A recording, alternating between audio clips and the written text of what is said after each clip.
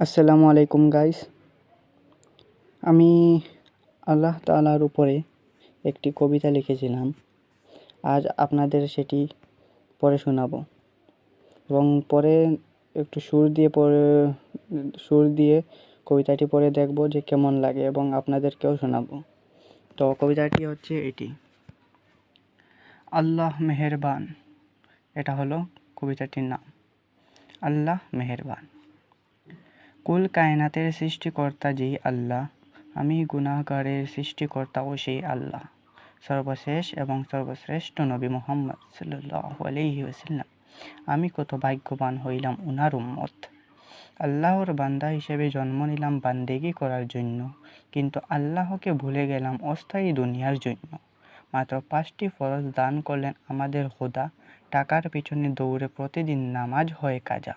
শুধু উপাস থেকে আদব না করে রাখে বান্দা রোজা, গড় দেখো ওই 5 তালা, হজের নাকি নেই টাকা।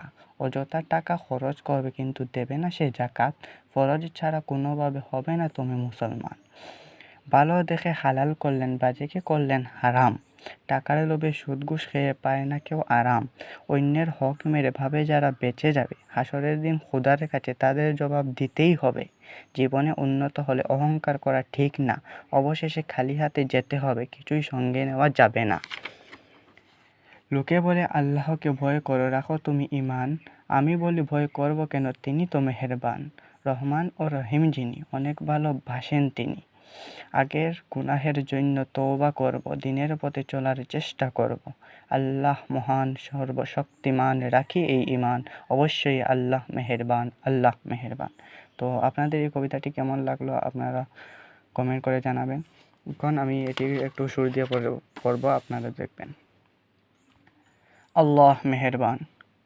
কুল কায়নাতের সৃষ্টিকর্তা যে আল্লাহ, কুল কায়নাতের সৃষ্টিকর্তা যে আল্লাহ, আমি গুনাহগারের সৃষ্টিকর্তা ও সেই আল্লাহ, আমি গুনাহগারের সৃষ্টিকর্তা ও সেই আল্লাহ।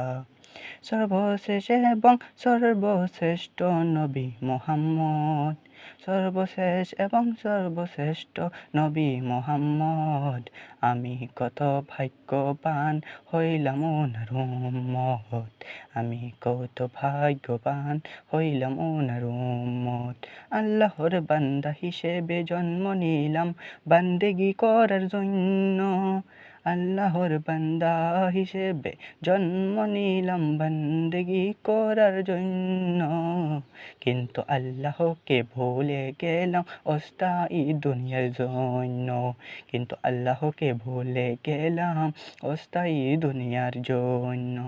মাত্র 5টি ফরজ দান করলেন আমাদের খোদা, মাত্র 5টি ফরজ দান করলেন আমাদের খোদা। টাকার পিছনে দৌড়ে প্রতিদিন নামাজ হয়ে কাজা, শুধু উপাস থেকে আদব না করে রাখে বান্দা রোজা, শুধু উপাস থেকে আদব না করে রাখে বান্দা রোজা। ঘরে দেখো ওই 5 তালা, হজের নাকি নেই টাকা। অযথা টাকা খরচ করবে কিন্তু দেবে না সে জাকাত, অযথা টাকা খরচ করবে কিন্তু দেবে না সে জাকাত। ফরজ ছাড়া কোনোভাবে হবে না তুমি মুসলমান। ভালো দেখে হালাল করলেন, বাজেকে করলেন হারাম, ভালো দেখে হালাল করলেন, বাজেকে করলেন হারাম। টাকার লোভে সুদ ঘুষ খেয়ে পায় না কেউ আরাম। অন্যের হক মেরে ভাবে যারা বেঁচে যাবে, অন্যের হক মেরে ভাবে যারা বেঁচে যাবে, হাসরের দিন খোদার কাছে তাদের জবাব দিতেই হবে। জীবনে উন্নত হলে অহংকার করা ঠিক না, জীবনে উন্নত হলে অহংকার করা ঠিক না, অবশেষে খালি হাতে যেতে হবে, কিছুই সঙ্গে নেওয়া যাবে না। লোকে বলে আল্লাহকে ভয় করো, রাখো তুমি ঈমান। আমি বলি ভয় করব কেন, তিনি তো মেহেরবান। রহমান ও রহিম যিনি, অনেক ভালোবাসেন তিনি। আগের গুনাহের জন্য তওবা করব, দিন পথে চলার চেষ্টা করব। আল্লাহ মহান সর্বশক্তিমান, রাখি এই ঈমান, অবশ্যই আল্লাহ মেহেরবান, আল্লাহ মেহেরবান, অবশ্যই আল্লাহ মেহেরবান, আল্লাহ মেহেরবান, আল্লাহ মেহেরবান, আল্লাহ মেহেরবান। তো আপনারা বলবেন যে কেমন লাগলো। তো আজকের ভিডিও এতটুকুই।